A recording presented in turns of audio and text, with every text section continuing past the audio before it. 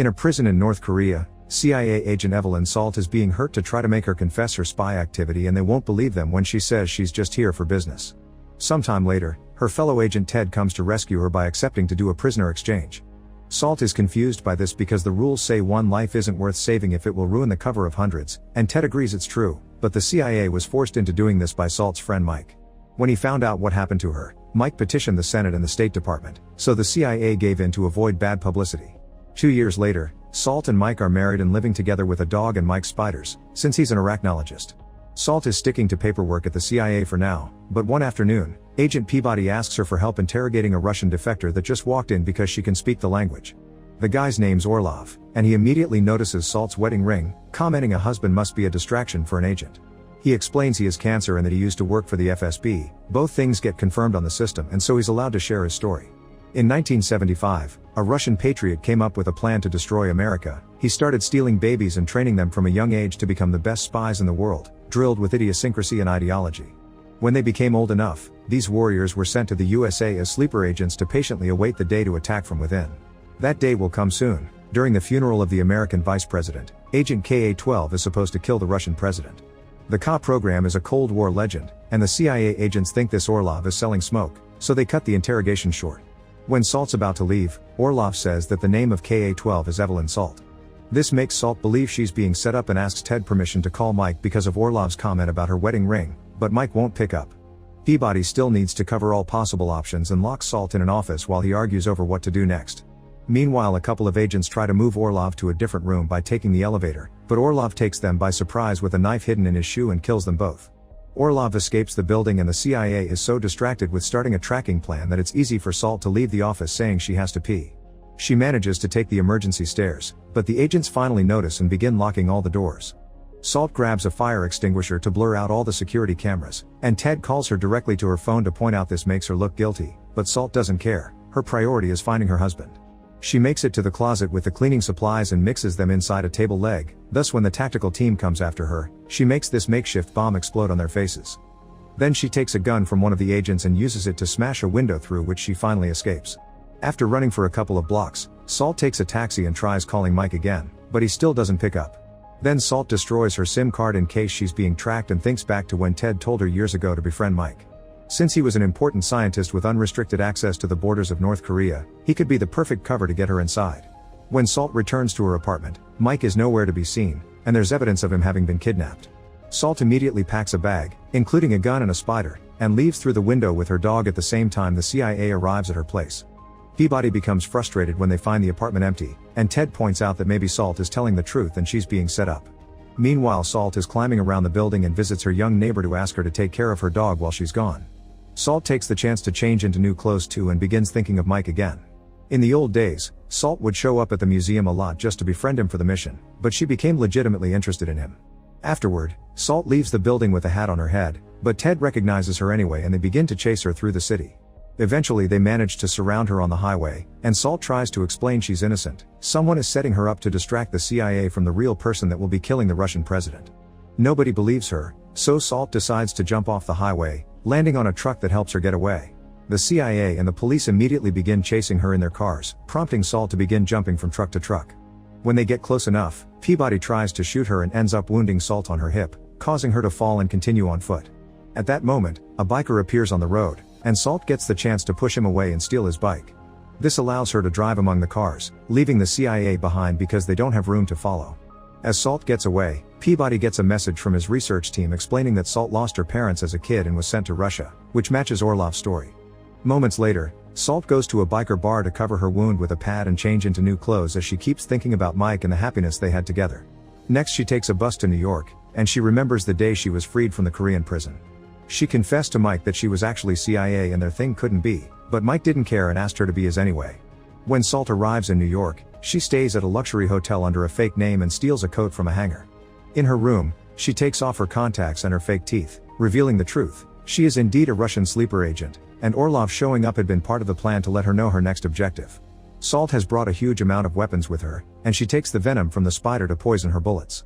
She also uses a computer to download the maps of the subway system tunnels to start planning the assassination of the Russian president. While she dyes her hair black, she remembers the day she was accepted into the CIA and how easily she convinced everyone that she wanted to protect the USA. The next day, the streets are crowded with all the people that came to say goodbye to the vice president, and the CIA is there on the lookout for Salt, so she takes the subway. The station that should stop at the church is closed because of the funeral, but Salt's prepared. She releases a smoke bomb in the wagon, and while everyone is distracted, she jumps out of the subway, using the map she downloaded to find her way through the tunnels.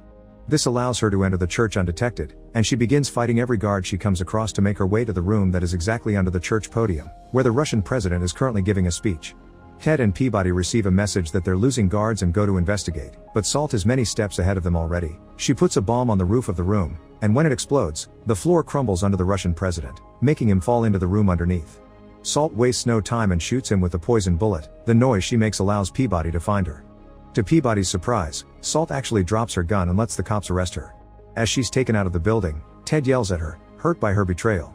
The Russian president is declared dead on his way to the hospital, and while Salt is taken away in the police car, she remembers her childhood in the training facility. When she was still a kid, she was given full plastic surgery to change her face plus the new name Evelyn Salt with an American backstory. The kid in the bed next to her wondered if Salt would ever miss them, but Salt didn't reply. When the police car reaches the bridge, Salt begins beating up the officers and causes the vehicle to crash against other cops. After hitting as many police cars as possible, Salt guides her car off the bridge and manages to land safely thanks to the airbags. A curious crowd begins forming around the crash, and Salt uses the chance to escape without being noticed, stealing a hat from a shop nearby on her way out. Sometime later, Salt takes a boat and can't help thinking about the day she was brought back to America to be taken by a new family with whom she would patiently until she got new orders. When Salt makes it to the harbor, she sees on TV that there are anti-American protests across Russia because of what they see as an act of terrorism against their president. In a bar nearby, Salt reunites with Orlov, who calls her his perfect creation because he's always been the guy behind the cop project and the one who trained her. He also scolds her again for getting married, but Salt explains it was part of looking normal. To make sure Salt is still loyal to the Russian cause, Orlov takes her to his hideout and reveals Mika is being held hostage in the water. Instead of shooting him, which would be easy to endure, they begin to slowly drown him to see if Salt will react. Salt keeps a poker face, but it's clear in her eyes how much it hurts her to be unable to do anything. Now they know they can trust Salt, everyone welcomes her warmly, and Salt recognizes these men as other kids that were trained with her. Afterward, Orlov takes to her in private, explaining the next step is to seize control of this country's atomic weapons. Salt will meet an agent in NATO uniform at a plane here, and he'll give her the final instructions. This means Salt has all the information she needed, and in a sudden turn of events, she grabs a bottle and uses it to quickly kill Orlov for ruining her life. Then she grabs a bunch of grenades and guns in order to kill everyone in the base without hesitation. Unfortunately, her revenge doesn't taste sweet because when she checks on Mike, he's obviously dead. Salt grieves as she remembers how happy she had been on the day of her wedding. Moments later, Salt goes to take the assigned plane and is delighted to see Schneider, the boy that said he would miss her. He's become a powerful colonel and he'll be taking Salt as his attaché to the White House, where they have to kill the American president.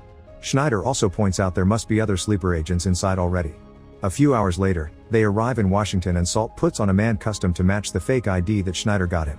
They go through White House security with no issues, and they notice the CIA is attending the meeting with the president as well. As part of the plan, Schneider suddenly begins pretending he's going crazy and pushes Salt away before shooting at everyone in his path. The guards take the president away right before Schneider activates an explosive, and Ted tells his coworkers he thinks Salt may be around. Salt is using the distraction created by Schneider to steal a card key and get rid of her costume. She sees the agents taking the president to a bunker by using the elevator, so after they're gone, she knocks out the guard to then force open the doors and climb down the elevator shaft. The president and the agents make it to the bunker, thus Salt rushes to sneak inside the corridor right before the doors close, knocking out any guard she finds in the way. While Salt destroys the panel that controls the doors and the cameras, the team informs the president that Intel has confirmed Russia is getting its missiles ready. The president asks to start looking at their nuclear options while some agents go out to check what happened to the doors, but Salt easily beats them up. The president gets in contact with some army leaders to get the authorization code for their nuclear weapons. The White House security team discovers Salt is approaching them and Ted asks for a weapon, but the guard refuses because of protocol related to the president's presence. Ted suddenly shows his true colors and takes the weapons from the guard by force to then kill everyone in the room. Ted reveals he's also a Russian sleeper agent and asks the president to collaborate. When the president refuses, Ted kills him too. When Salt finally makes it inside, she finds the final door locked and must talk to Ted through the intercoms. Ted explains he never told her the truth because making friends is dangerous, and she didn't recognize him because he was in a class ahead of hers. A new security team is already outside trying to bring down the door while Salt pays attention to what Ted is doing, learning that he'll launch nuclear missiles into the Middle East to incite those countries to attack the USA. Salt tells Ted she wants to help him and be with him, but when Ted is about to open the door, he sees something shocking on the news. The Russian president is just fine and his death had been attributed to temporary paralysis, which had been Salt's plan with the spider poison all along. Ted realizes Salt stopped being loyal to Russia when she fell in love with Mike, and to get her back, he starts explaining he was the one that had to convince Orlov to use Salt as the agent for the assassination. Orlov hadn't wanted to at first because he knew she wouldn't come out of it alive and he was fond of her. Ted is also the one that asked Orlov to take Mike hostage. Hearing this makes Salt so furious that she starts shooting at the glass to get him, but the window's bulletproof. While Ted uses the president's hand to authorize the missiles, Salt changes tactics and shoots at the wall to reveal the system that keeps the locks up. By destroying it, she finally gains access to the office and begins fighting Ted hand to hand. At first Ted seems to easily overpower her, but soon Salt manages to push him away and rushes to the desk to stop the launch. At that moment, the security team makes its way inside and knocks Salt to the floor with a shot, which she survives because she's wearing a vest. Salt gets arrested, but since the security cameras were off, Ted is still seen as CIA and innocent. Peabody arrives to inspect the scene and hears about what happened with Orlov and his gang, which makes him confused about Salt's intentions. As the guards begin escorting Salt out, she notices Ted taking a pair of scissors from the doctor tending his wounds, so she doesn't hesitate to act first. The chains of her handcuffs are thrown against Ted's neck and Salt jumps over the railing, quickly killing him. Moments later, Salt is put in a helicopter with Peabody, who demands some answers. Salt tells him about Ted, and when Peabody doesn't believe her, she points out she could have killed him and the president back in the church, but she didn't. She knows there are more sleeper agents and she swears she wants to kill them all for revenge. Seeing her determination and getting a message that confirms Salt killed Orlov, Peabody realizes she's the only defense they have against moles, but nobody will believe her story. They'll have to do this the illegal way, so Peabody releases her handcuffs when nobody is watching, and when the helicopter flies above the river, Salt jumps out as Peabody pretends she took him by surprise.